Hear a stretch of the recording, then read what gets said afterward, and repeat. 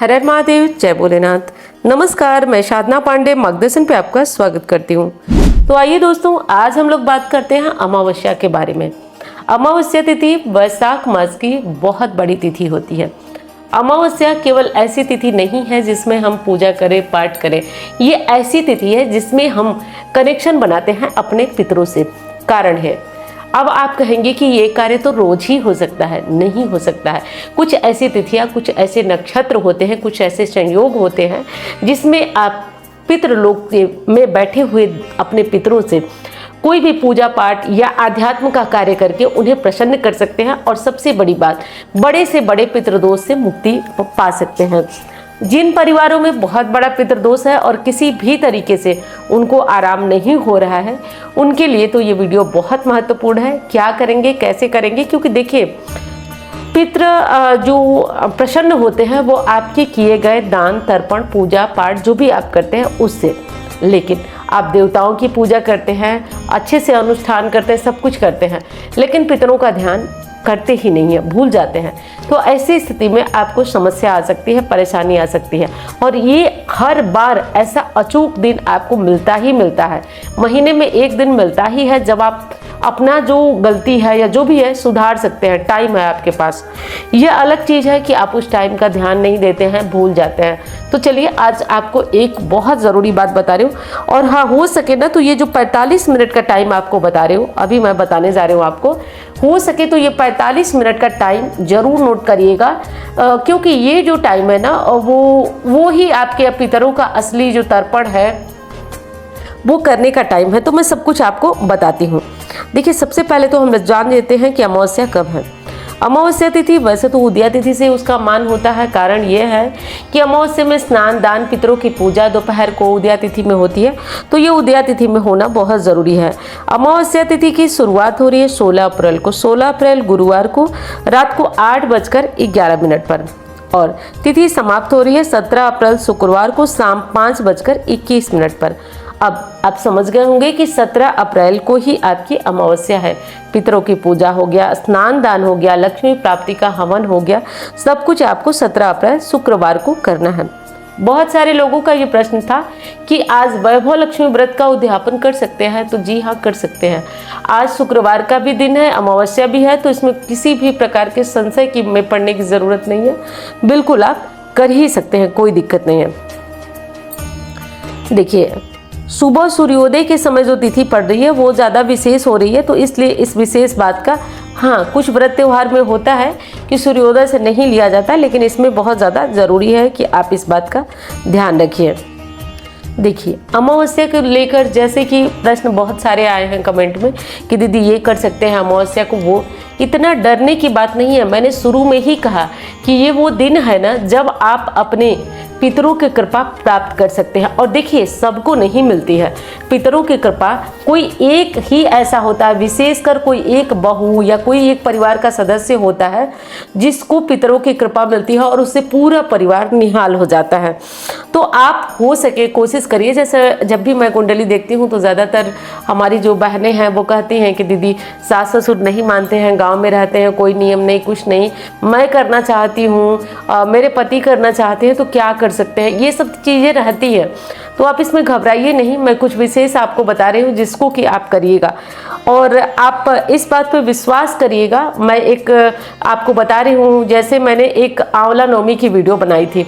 आंवला नवमी की वीडियो बनाई थी और उसमें शायद बोला था, मैं वीडियो को देखी नहीं हूँ, कि आप 6 महीने में चमत्कार देखेंगे। एक बहन का पेशेंस देखिए, वो वीडियो देखी, वो उपाय की, उनको आराम हुआ। ठीक 6 महीने में आ करके वो कमेंट में मुझे बताई, बहुत अच्छा लगा। अगर मुझे स्क्रीनशॉट मिलेगा तो मैं इस वीडियो में दूंगी डालने को, एडिट जो करते हैं। और नहीं मिला तो आप जाकर आंवला नवमी वाली वीडियो को चेक कर लीजिएगा जो इस साल की है, ठीक है। देखिए, तो इसमें अब अमावस्या से डरने वाली तो बिल्कुल भी बात नहीं है। ये अंधेरी रात नहीं है। इसमें हमारे पितरों का, पितृलोक का द्वार खुलता है, जिससे आप पितृ हमारे यानी कि जो हमारे पूर्वज हैं हमसे नाता जोड़ पाते हैं, हमारे पास आप आते हैं और हम जो भी तर्पण या जो भी पूजा पाठ करते हैं वो उनको मिलता है। तो इस बात का बहुत ज़्यादा विशेष ध्यान देना है। और देखिए, कहीं भी आप कुछ भी कर रहे हैं, एक बार ध्यान तो आपको पितरों का करना ही चाहिए। कोई भी नया कार्य की शुरुआत कर रहे हैं, देवताओं के साथ साथ आपको पितरों का ध्यान जरूर करना चाहिए। देखिए, कई लोग कहते हैं दीदी तर्पण नहीं होगा मुझसे। अरे तर्पण का मतलब तो आप समझिए, केवल तर्पण का मतलब वो कर्म ही नहीं होता है जो जल से तर्पण। तर्पण का मतलब होता है तृप्त करना, उन्हें संतुष्ट करना, उनका ध्यान करना। तो आप ये छोटे उपाय करके भी उनको संतुष्ट कर सकते हैं, उनका ध्यान कर सकते हैं। अमावस्या पर पितरों के लिए किया गया जो कर्म है, जो दान है, वो केवल शुद्धि नहीं है बल्कि आपके पितरों को मिलने वाला वो सीधा फल है। जैसे कि गरुड़ पुराण मानता है कि अमावस्या पर या पितृ पक्ष में पितरों के द्वार यमराज के द्वारा खोल दिए जाते हैं। वो अपने धरती लोक वासी जो उनके प्रियजन होते हैं उनसे वो संपर्क बना सकते हैं। तो संपर्क देखिए, अब हमको बताने तो आएंगे नहीं, कुछ कहेंगे तो है नहीं। बस अमावस्या के दिन ज़्यादातर लोगों का मन भारी हो जाता है, थोड़ा सा उलझन जैसे लगती है।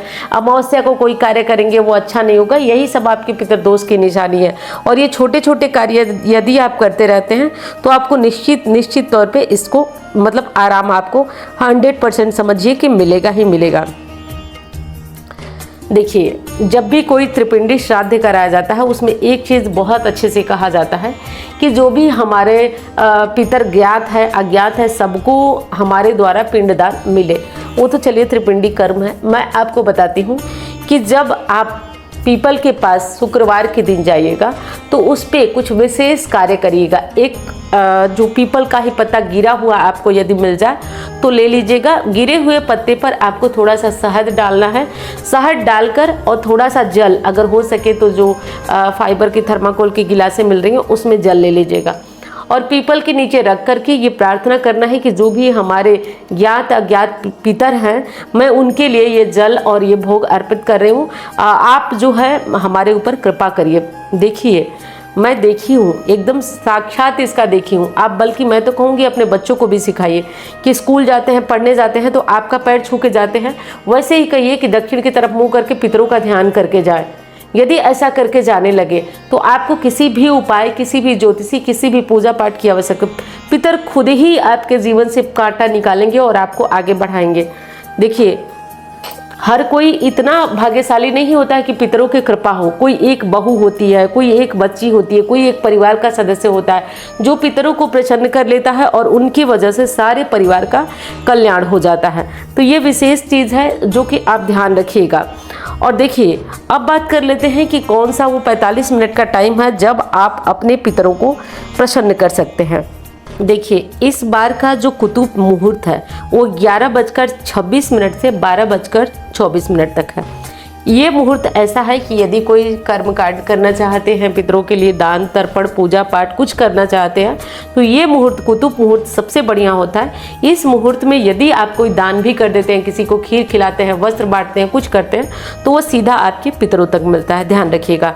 अब आइए, अब आपको कुछ विशेष नियम बताती हूँ। देखिए, आप बाल मत धोइएगा आज के दिन, सुहागिन महिला है तो। नदी वगैरह की बात अलग है, बाल मत धोइएगा। सिंदूर आज के दिन मतलब येलो वाला सिंदूर नहीं लगाना है, बाकी आप लाल लगा सकते हैं, बाहर जा सकते हैं।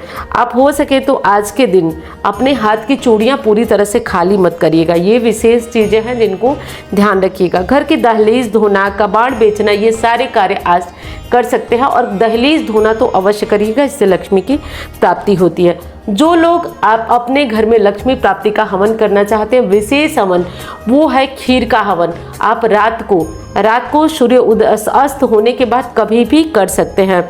तो ये मैं उम्मीद करती हूँ कि ये वीडियो आपको पसंद आई होगी और वीडियो पसंद आए तो वीडियो को लाइक करिएगा। चैनल को आपने सब्सक्राइब नहीं किया तो ज़रूर कर लीजिएगा।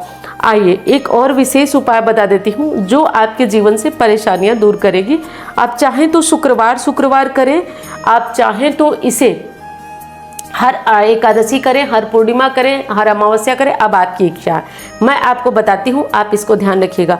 और हाँ, यहाँ पे आपको बताऊंगी कि हवा में मत समझिएगा कि दीदी कुछ भी बता रही हैं, दिल से बता रही हूँ। दिल से यदि करेंगे तो भगवान से कह रही हूँ आपको निश्चित आराम होगा।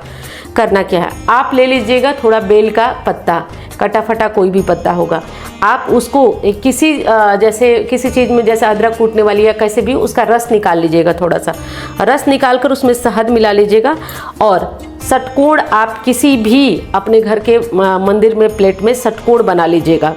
षटकोण बनाकर, षटकोण समझ में नहीं आएगा लेकिन आप पढ़ी होंगी, मैथ्स तो जानती होंगी षटकोण क्या है, 6 कोने जिसको स्टार भी बोलते हैं, वो बना लीजिएगा। बना करके उसी के बीच में एक दीपक प्रज्वलित कर दीजिए, घी का, गोल बाती का प्रज्वलित करके। और आपको क्या करना है कि वहीं बैठ करके उत्तर की तरफ मुंह करिए, लाल रंग का वस्त्र पहनिए, हो सके तो लाल रंग का आसन, और इसको पहन के और आपको 16 बार श्री सूक्तम का पाठ करना है। फिर अंत में आपको आसन के नीचे जल गिरा के उठ जाना है। शाम को करना है, ध्यान रखिएगा, गोल बाती का दीपक है। मैं सब कुछ क्लियर की हूँ, फिर भी आप लोगों के कमेंट में प्रश्न आएंगे तो मैं उम्मीद करती हूँ कि आप लोग समझ गए होंगे मेरी बातों को, मैं क्या बताना चाह रही हूँ। एक प्रश्न आएगा कि बिना व्रत किए कर सकते हैं या नहीं, तो देखिए बिना व्रत किए बिल्कुल आप कर सकते हैं, लेकिन खाने में लहसुन प्याज इत्यादि आपको नहीं खाना है, तो ये विशेष बात है, ध्यान रखिएगा। मैं उम्मीद करती हूँ वीडियो आपको पसंद आई होगी। जैसा कि आप लोग जानते हैं कि अक्षय तृतीया पर, दिवाली पर हमारे यहाँ से कुछ विशेष सामग्रियाँ आपको अभिमंत्रित कर दी जाती हैं। चाहे तो इसमें होता क्या है कि पूरे दिन और रात की मेहनत कभी बेकार नहीं जाती है, और विशेषकर ब्राह्मणों के द्वारा ये चीज़ें मंत्रों की शक्ति से अभिमंत्रित कराई जाती है, और जैसे ही वो आपके घर में जाती है अपना प्रभाव दिखाना प्रारंभ कर देती है। और ये अपना प्रभाव इस हद तक दिखाती है कि आप समझ जाते हैं कि इसमें कोई तो जादू, कोई तो शक्ति है। इस बार यंत्रराज श्री यंत्र को कहा जाता है, यंत्रराज श्री यंत्र अभिमंत्रित होने जा रहे हैं। यंत्रराज में देखिए, इसमें एक विशेष चीज़, कोई भी चीज़ मैं आपको देती हूँ तो पहले उसे आजमा कर खुद रख लेती हूँ और तब उसके बाद वो चीज़ें आप तक पहुँचती हैं। विशेषकर पारा, जो कि पारद कहा जाता है कि ये साक्षात शिव जी का अंश है। मैं यहाँ बताऊंगी नहीं कि कौन सा अंश है, आप लोग, क्योंकि हर चीज़ वीडियो में बता पाना थोड़ा मुश्किल है। शिव जी का अंश है और माँ लक्ष्मी, शिव स्वयं माँ लक्ष्मी को वरदान दिया था कि तुम जहाँ मेरी पूजा होगी, जहाँ मेरे स्वरूप में तुम्हें पूजा जाएगा, वहाँ तुम्हारा वास होगा, साक्षात निवास होगा। ऐसा शिव जी ने माँ लक्ष्मी को वरदान दिया था। तो जहाँ भी ये शिव का अंश, पारद का श्रीयंत्र विराजमान होता है, उस घर में साक्षात माँ लक्ष्मी की कृपा बरसती है। चूँकि ये थोड़ा महंगा होता है, तो ये महंगा आता ही है, मैंने बताया ना आपको, ये महंगा आता ही है, और बाकी इसके पूजन अभिमंत्रित करने का खर्च भी होता है। अब दूसरी चीज़ कि यहीं पे एक और श्रीयंत्र है जो आप लोगों के द्वारा बहुत मांगा गया है, स्फटिक श्रीयंत्र। स्फटिक श्रीयंत्र भी अभिमंत्रित होने जा रहा है। ये शुक्र की धातु है और शुक्र को इससे बहुत प्रसन्न होते हैं, माँ लक्ष्मी की विशेष कृपा होती है। अब आप लोग पूछेंगे मुझसे कमेंट में कि दोनों में विशेष कौन सा है। मैंने दोनों की बात बता दी। अगर सामान्य शब्दों में आपको बताऊं तो पारद श्रीयंत्र जो है वो धन लाता तो है ही, क्योंकि धन लाने का काम ये दोनों श्रीयंत्र का है। वो धन आएगा आपके घर में, क्योंकि यंत्र राज कहा जाता है, जितने यंत्र है सब में राजा कहा जाता है।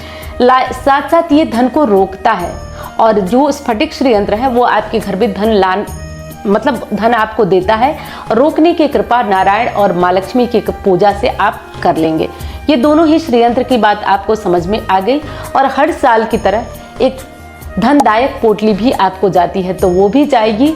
और एक और विशेष चीज़ जिसको कि मैंने बहुत लोगों पे इस तरह जब कुंडली देखती हूँ परेशान रहते हैं लोग, तो ये चीज़ें मैं उनको दी हूँ और बहुत अच्छा फ़ायदा हुआ। वो है ऋण मुक्ति कवच, जो तांबे के लॉकेट में आपको जाएगा, क्योंकि ये थोड़ा सा विशेष होता है। लाल धातु माँ लक्ष्मी की मानी जाती है, तो इससे माँ लक्ष्मी की तांबे, जैसे वैभव लक्ष्मी हो या कोई व्रत हो, तो कहा जाता है कि तांबे के लोटे में जब आप कलश रखेंगे तो विशेष लाभ होता है। तो तांबे में कर इसको आपको गले में या अपनी भुजा में इसको धारण करना है। ये विशेषकर जो कर्ज से बहुत ज़्यादा परेशान है उनके लिए है। तो आप इन चीज़ों का, जो चीज़ें हैं, इन्हें अगर लेना चाहते हैं तो ऑफिस वाले नंबर पे आप इसको बुक कर सकते हैं। अक्षय तृतीया के बाद इसे भेजना प्रारंभ होगा, तो एक महीने से ज़्यादा का समय आपको लग सकता है, तो थोड़ा सा धैर्य रखना होगा।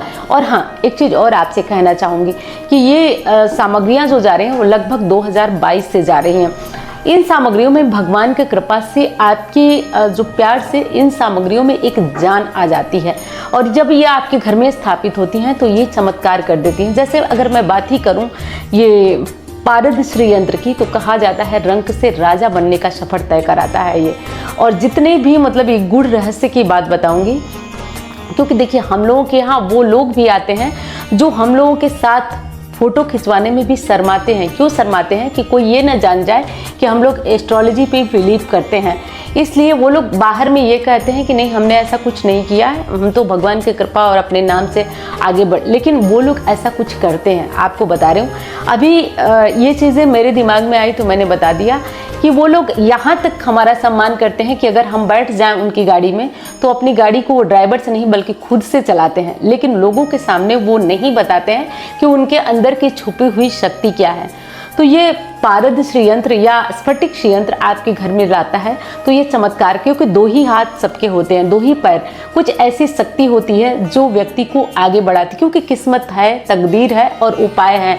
उपाय नहीं होते तो ये चमत्कार नहीं होता। तो आप इस कार्य को करिएगा और जो भी चीज़ें इनमें से आपको चाहिए, अगर आपको धन वर्षा पोटली लेना है या आपको जो चीज़ लेना है, आप स्क्रीन पे दिख रहे नंबरों पे ही आप पेमेंट कीजिएगा। और हाँ, आप इसकी बुकिंग अभी से करा सकते हैं। रही बात, देखिए बाद में आप लोग कहते हैं पैसे ले लीजिए, ज़्यादा ऑफिस से में फ़ोन करके भैया पैसे ले लीजिए लेकिन मेरा बुक करते, ऐसा नहीं होता है, जिसमें कि पारद श्रीयंत्र थोड़ा सीमित है और ये जल्दी ही ख़त्म हो जाएगा, इसलिए मैंने आपको बता दिया। और ये बुकिंग भी ज़रूरत से ज़्यादा जब हो जाती है तो परेशानी, जैसे अभी शिवरात्रि में हुई थी तो बुकिंग जब बहुत ज़्यादा हो जाती है भेजने में, अभी जाकर 2 दिन पहले मैंने 10 को वीडियो शूट किया था तो आपको बताया था कि अभी जा रहा है, 10 के बाद तक गया है, तो इसलिए इस बार ऐसा होगा तो मैं जल्दी ही बुकिंग बंद कराऊंगी और इसीलिए मैं पहले ही आपको बता दी हूँ। तो मैं उम्मीद करती हूँ वीडियो आपको पसंद आई होगी। मैं मिलती हूँ अब अन्य वीडियो में। धन्यवाद। हर हर महादेव।